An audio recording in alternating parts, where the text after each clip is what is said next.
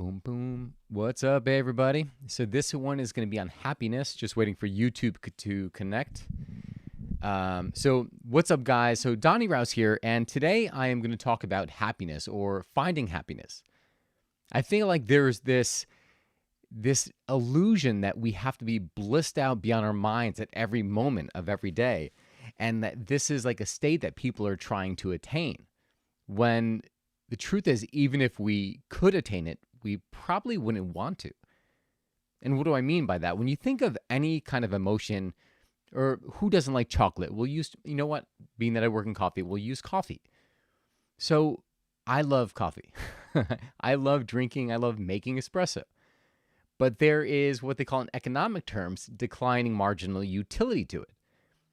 That is, the more coffee I have, the less I want it, in a day at least. And happiness is kind of the same thing in the sense that if you were just blissed out beyond your mind, you kind of want you want some variation in that state. The mastery comes in choosing which emotions you want to choose, because really we're in control of the emotions we feel. Whether we know it or want to admit it or not, we are in control of the emotions by the meaning we give different experiences in our life. Let me tell you a story. I was going to say the Italy story, or I should say, we'll go to Italy. Both stories actually take place in Italy. The first one was in Rome, Italy. It was one of the hottest years on record. At that year, I think 11 people had died in Rome of heat stroke. And I remember going out of my apartment, and literally the moment I stepped out of my apartment, being able to take my shirt off and wring it out and have like water or sweat literally pour out of my shirt. That's how hot and humid it was.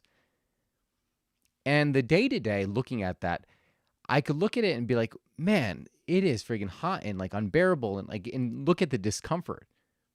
But looking back, whenever people would ask me about my experience of living in Rome, not a single time did I ever mention that experience.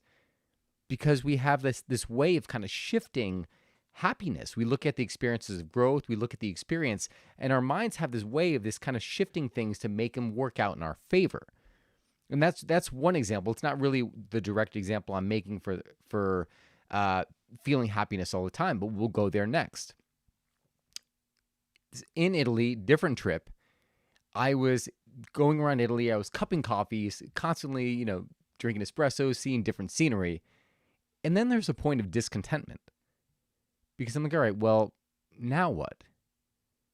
I wanted to feel like a little bit more. I wanted to feel some excitement. I wanted a change in my emotional state. And because I had been spending a lot of time, and why I was very happy doing all these things, I was looking for a different change in state, right? So it's like, imagine that you only have to eat chocolate ice cream for the rest of your life. Well, some people might say, you know what? Hell's yes, I love chocolate ice cream, and that's what I'll do. But flavors, like color, variety is the spice of life. And it is the emotions that we experience which add context and color to our life. So, in going back to my original point, it's not a point of saying like, well, I want to be happy all the time. Because, when you're experiencing growth, those experiences of growth are usually the most uncomfortable experiences you'll have in your life, because you have to break through a threshold, a barrier, or a box, this imaginary box that you have around yourself. That's not comfortable. So yes, you will probably look back and like, yeah, I was happy. You look back at the experience and you will say you were happy, but while you're going through it, you're not really. Maybe there's some frustration. Maybe there is some inspiration and empowerment, because you know exactly where you're trying to go. But it's not happiness all the time. So I feel like the idea is not something you should grasp onto. And the inspiration behind this is not a podcast, this is my post, was I was listening to a podcast by something, I can't remember his name, Lowett, and he was interviewing Whitney Cummings, and he asked her if she was happy. And she was going into this tangent about, well, you know what? Well, I'm happy when I see some to completion, and like spinning in a circle just like on the podcast. And I think she's awesome. Especially from her backstory, I think she's an awesome person. But when I was thinking about it, I was like, happiness, it's not a destination. And that's something that I have to remind myself over and over again. Because as I saw it being reflected back to me in that podcast, in that interview, I realized that, that we try to grasp onto this concept of happiness, and that doesn't serve us. In fact, it could be detrimental to our well-being, thinking that things have to be a certain way. Last story. I had a friend who would always classify himself as being depressed. He would say depressed, like I would see him go into these depressed states. But then if you see him, there would be just as many states, if not more frequently. He would be happy and outgoing and interacting with like my siblings and I. And so we have to be careful about like the identities we attach to words, because and this is a different case altogether. And this is not 100%. I'm not a doctor and I don't have a degree in psychology, but it's just what I experience in my own life that I'm sharing with you, is that whenever we attach to an identity, a word, there's energy in that word.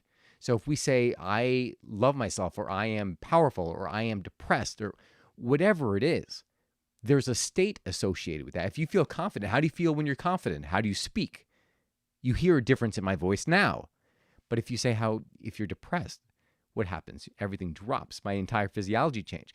But going back to being confident, and if I'm trying to portray power, if I'm trying to portray a point with power and authority, my entire physiology changes, my vocal patterns change. And that's all going into one word. So I feel like a little bit off tangent, but in effect, all I want you to do is be cognizant of the words you use to describe yourself in the state that you're in, because that will directly impact how you feel in that moment. And if you had to let go of the belief that life is supposed to be perfect, that you're supposed to be happy in every moment, how would that feel? Like, what kind of like weights would be lifted off if you didn't feel like everything had to be perfect at every moment, but that you were on the right path and you were doing exactly what you need to be doing. You are exactly where you need to be. Pretty awesome, right? It really chills you out, because you realize, well, if I'm where I need to be, I don't need to be anywhere else, and I'm feeling pretty good. So that is all I got for you guys today. I'm doing a Live Your One Life workshop coming up January 9th. You can sign up by going to DonnyRaus.com, DonnyRaus.com. And if you like awesome coffee, I like awesome coffee. I also make awesome coffee. There's no better way to connect to your one life through your one moment. And why not make that one moment about drinking something awesome like Rouse Coffee? So you can visit that www.rousecoffee.com. And if you're watching this, you could input the code ONELIFE to get 10% off your order. That is it, guys. Hope you enjoyed this post. God bless. And I will see you tomorrow.